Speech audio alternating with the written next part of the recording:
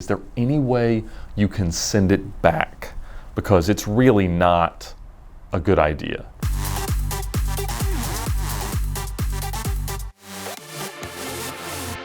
As you accumulate cars and survey your fleet, rather than marveling at all the great things you can do in your cars, you tend to actually notice what you don't have a car for.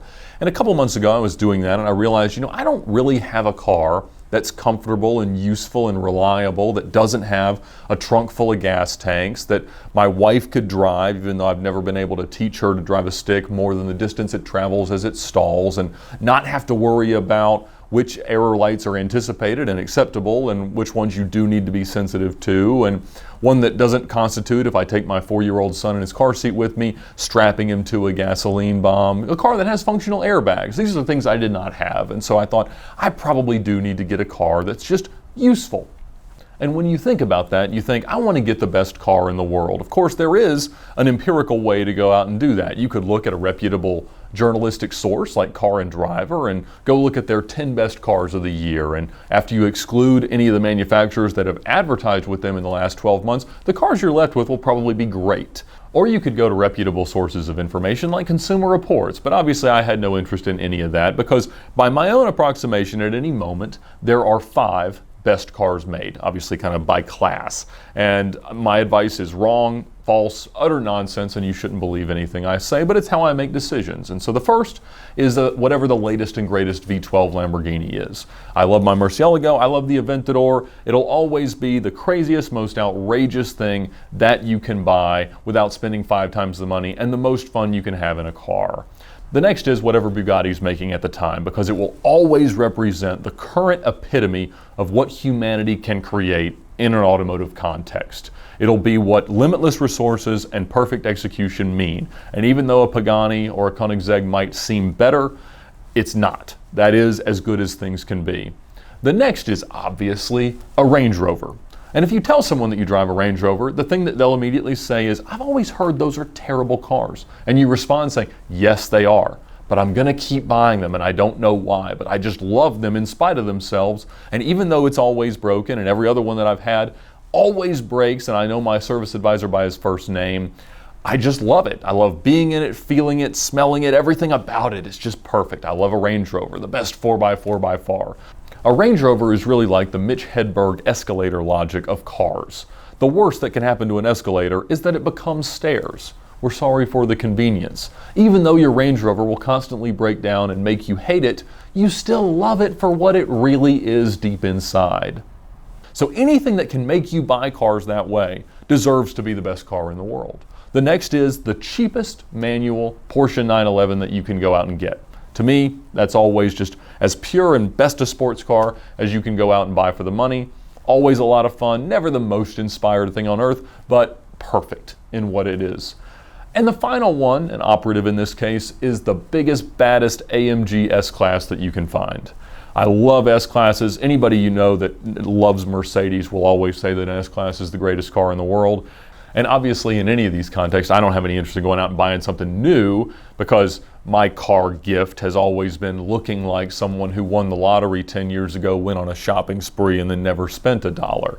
And so I was looking for an S-Class. I thought that would be perfect. And so I called my good friend Klink, who now works at Mercedes-Benz of Birmingham, but he was the shop foreman at RBM North, our North Atlanta Mercedes dealer here, when we were preparing the CL for the Cannonball.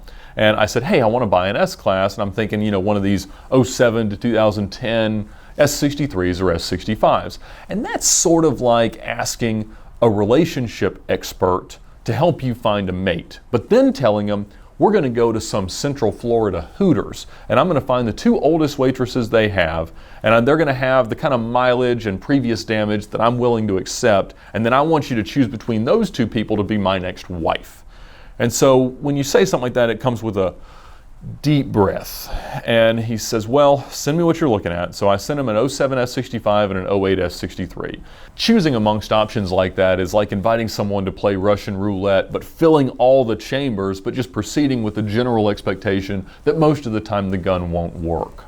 And he said, well, our system doesn't really show any maintenance whatsoever on the 63, and they've got some real issues you know about, so let's avoid that. But this S65 actually has miles and miles of history. And that's kind of the perfect test of your automotive optimism, because a rational person would see all that and say, it's consistently required tons and tons of very expensive, very labor-intensive part replacements. So it's probably going to keep doing that, right? It's going to cost a lot.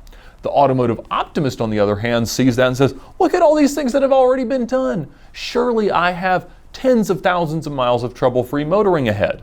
So I said, that sounds perfect. Let's look at it.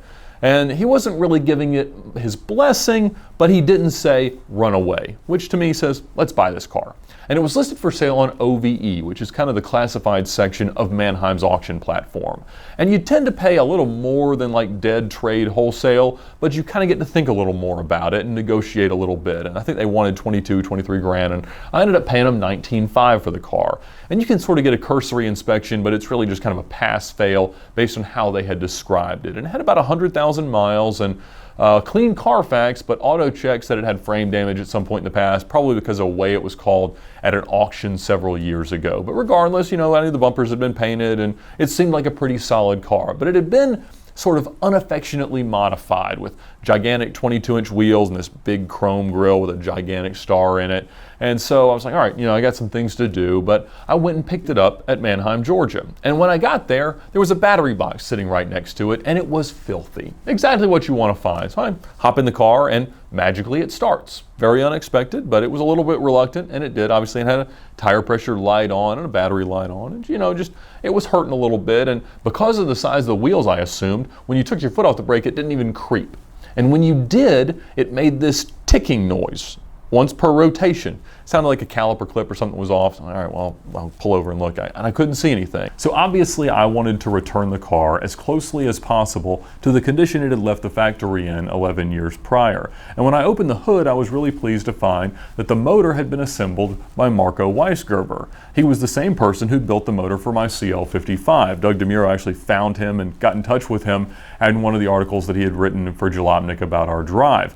And so that was cool, but I wanted to find a set of wheels and a grill, so I looked on Facebook Marketplace and started shrewdly negotiating with some sellers, and I found a set of OEM factory wheels for the car and factory grill as well. So I took the car to Butler Tire for a new set of Michelin 4S tires, and when they took the wheels off, they discovered the reason for my noise. Apparently, when they'd installed these aftermarket 22-inch monstrosities, they had put one of the wheel bolts in that was too long. And so each time around, that was impacting the internal parking brake mechanism. And fortunately, it hadn't done much damage. I think they were only on for a few thousand miles, and so that was all right. But anytime you get a car like this, it's a good idea to take it to an authorized dealer and let them look at it, particularly in this car's case because it said it hadn't had any service in 530 some odd days.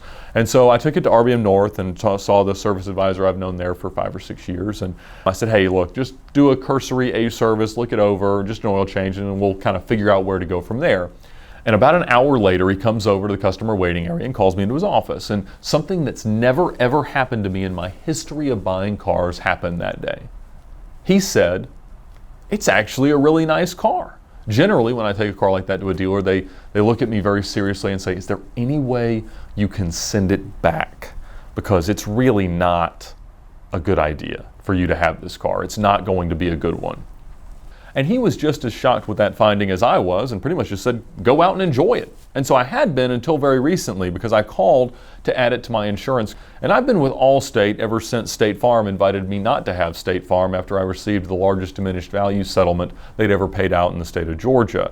And Allstate at that time would insure exotic cars. But a few years ago, they, like many car insurers, decided they didn't want to insure cars that cost more than 150 grand when they were new. And this car would have been about 200 grand new, even though now it was about 90% depreciated. And I'd been with them since before they had this policy, and so I was sort of grandfathered in. So when she said, they won't let me add this car to your policy, I said, well, what do you mean? I mean, my Lamborghini was 350 grand new and it's on there. And she said, yeah, it's just getting harder and harder. And so it appears now that I've got to go look for collector car insurance or some exotic car policy to have my 20 grand S-Class. But regardless, I'm very excited about it. It's nice to have a car that you can actually use comfortably. And I do certainly believe that it is the greatest car in the world.